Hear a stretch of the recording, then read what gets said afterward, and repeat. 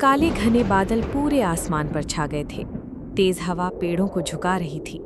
शांति अपने छोटे से कच्चे घर के बाहर बैठी आसमान की तरफ देख रही थी, जैसे उसे किसी बड़ी मुसीबत का एहसास हो रहा हो। मोहन दूर खेतों से जल्दी जल्दी घर लौट रहा था और छोटू अंदर बैठे अपने पुराने खिलौने से खेलते हुए बारिश का इंतजार कर रहा था। कुछ ही पलों में तेज बिजली चमकी और जोर की बारिश शुरू हो गई, जो धीरे धीरे इतनी तेज हो गई कि जमीन पर पानी जमने लगा।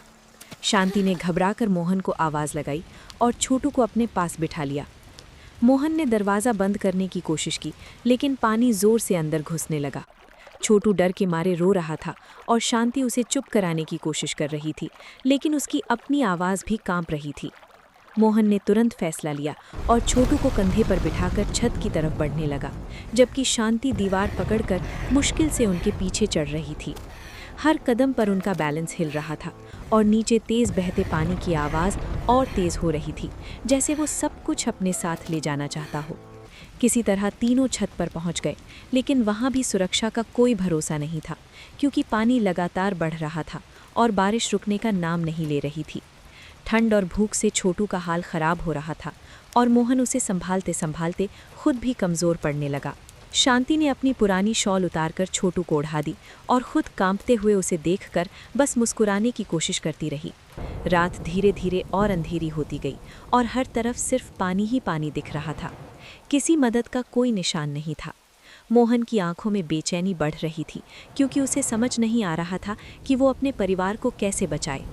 तभी उसकी नज़र एक लकड़ी के बड़े टुकड़े पर पड़ी, जो पानी में तैर रहा था। उसने उसे पकड़ा। उसने सोचा कि अगर किसी एक को बचाया जा सकता है तो वो छोटू होना चाहिए। शांति ने मोहन की आंखों में वो फैसला पढ़ लिया और बिना कुछ कहे बस हाँ में सिर हिला दिया। छोटू को समझ नहीं आ रहा था कि क्या हो रहा है, लेकिन उसके आंसू रुक नहीं रहे थे। मोहन ने उसे प्यार से लकड़ी पर बिठाया और उसे कस के पकड़ने को कहा। छोटू जोर जोर से चिल्लाया और मोहन का हाथ पकड़ लिया, लेकिन उसने अपनी पूरी ताकत लगाकर छोटू को धक्का दिया ताकि वो लकड़ी के साथ दूर निकल जाए। छोटू की चीख रात के अंधेरे में गूंज उठी जब वो धीरे धीरे उनसे दूर होता चला गया। शांति और मोहन एक दूसरे का हाथ पकड़कर बस उसे जाते हुए देखते रहे। उनकी आंखों में आंसू थे, लेकिन चेहरे पर एक अजीब सी शांति थी, जैसे उन्होंने अपनी सबसे बड़ी जिम्मेदारी निभा दी हो। पानी और तेज हो गया और धीरे धीरे छत भी डूबने लगी।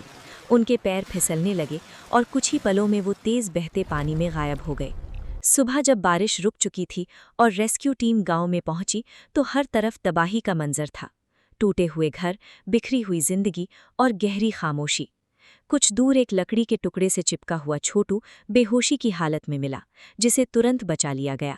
जब उसे होश आया तो उसने सबसे पहले शांति और मोहन को पुकारा, लेकिन उसकी आवाज़ सिर्फ हवा में रह गई।